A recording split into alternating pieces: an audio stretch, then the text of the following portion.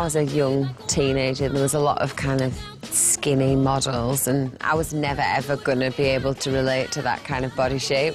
And that was, you know, that kind of left me a bit like, oh, I'm never going to have legs like that, and I'm never going to look like that. When people like Beyoncé and J-Lo sort of came forward and made it kind of okay to be womanly and shapely and whatever, it made me feel a lot more comfortable in myself, and I think I kind of took that and, you know, it gave me sort of confidence. So I think in that respect she was really important for me as a teenager. What makes Beyoncé special and different to some other female artists is that she has this kind of unbelievable power that makes women obsessed with her, not just men. In some way, she's not threatening to other women, so she's really, really sexy, but she doesn't make you feel uncomfortable with it. I think it's because when she performs, you know, it's all about the passion of what she's singing and what she's doing. It's not about how amazing she looks, but she does look amazing. It's now time to talk about Beyoncé, the woman. She empowers the female race, she's got real curves, she plays with an all-female backing band. She's an inspiration, an icon and a role model for women all around the world. The whole alter ego Sasha Fierce, I can kind of identify with it because I don't think any performer on stage is themselves. I think, you know, you have to kind of go to another level, and you don't want to really feel like yourself when you're performing, because I think that would hold you back a little bit. My alter ego is Beyoncé, really. Like, in my head sometimes I think I actually am her, like when I've got the full hair, especially on the last tour with the little gold dresses. If we're honest, all the girls were trying to give it a bit of Beyoncé up there.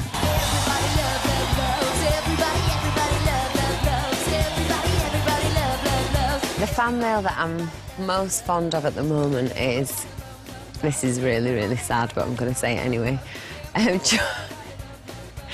During the tour, I was getting loads of like messages and things on the forums from the fans saying, oh my God, you look like Beyoncé in this bit, and I can totally tell that you've copied the hairstyle in this bit. And of course it wasn't true at all.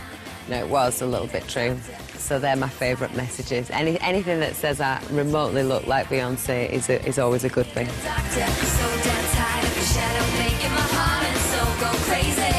Up next is a song by the great woman herself that signals her sentiments for female empowerment more than any other. Of course, it's Single Ladies. Even though Beyoncé is still only in her 20s, she's already well on the way to becoming a legend and competing alongside the likes of soul divas like Aretha Franklin, Diana Ross, Gladys Knight, and of course, Tina Turner. She's unstoppable. I think you can definitely see that Beyoncé's been quite strongly influenced by Tina Turner. You can see she's channeling a bit of Tina Turner in the Work It Out video with the big afro and the little gold dress and the dance routine. Sometimes it's almost like seeing Tina Turner again, you know, in her early days. Some of the old school moves are still good now, so she's just reinventing them a little bit and taking them to the next level. Beyoncé is, I think, one of the few artists of our time that I can honestly see being around forever and ever. You know, I can see her still shaking it in 30 years' time. I think she's got so much drive and so much passion for music that she'll just keep, you know, moving with the times and coming up with new ideas. And I can't wait to watch. She's definitely got the passion and the drive to stay around forever. Welcome back, I'm Kimberley Walsh and I'm here on the big stage. It's very strange being here actually when it's so quiet with no crowd. I'm kind of used to being with the girls and screaming crowd behind, so it is very strange. But this is the kind of situation where Beyoncé really comes into her own and shows why she is the world's greatest pop star. I'm a single lady. I'm a single lady. The Texans proved to be a true all-rounder with highly tuned skills in all areas: singing, dancing, showmanship, and when put together, it's a proven recipe for success. To achieve this level is something many fail to master. Beyoncé does it with ease, and all while looking beautiful. A performer like Beyoncé, and it's kind of like the same for us really, when you do so much dancing and you want to create like a visual show, I think the hardest thing is obviously trying to do the singing and dancing together because you're only human. You've only got one set of lungs and sometimes it can just be too hard. Obviously with the band, for us, we can sort of share the load a little bit and, you know, while one person's singing, the other one can take a bit of a breather. But I've always admired Beyoncé so much because I know how hard it must be for her to take that all on herself. I couldn't actually have any more respect for Beyoncé as a performer. When I watch her, I'm just gobsmacked. Like, I don't even know how that's happening. She opens her mouth and it just comes out. Everything about it is so natural to her that it makes it comfortable for you to watch and you just can't take your eyes off her. In 2006, Beyoncé amazed her fans again.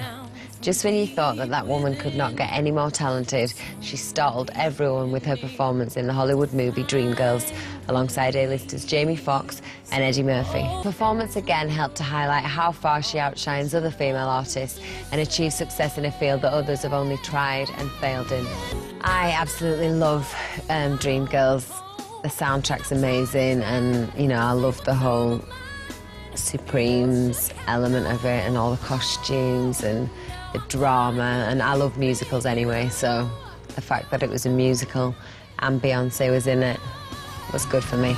With our Girls Aloud single, The Promise, we kind of took a little bit of inspiration from Dreamgirls, I think, with the whole Supremes look, the long sequin dresses, and I think, you know, all the hair and stuff, you know, taking it back a bit. It was really, really good fun, and I think all girls like dressing up in sequins. Beyoncé's achieved so much, so young, it's hard to see where she can go from here.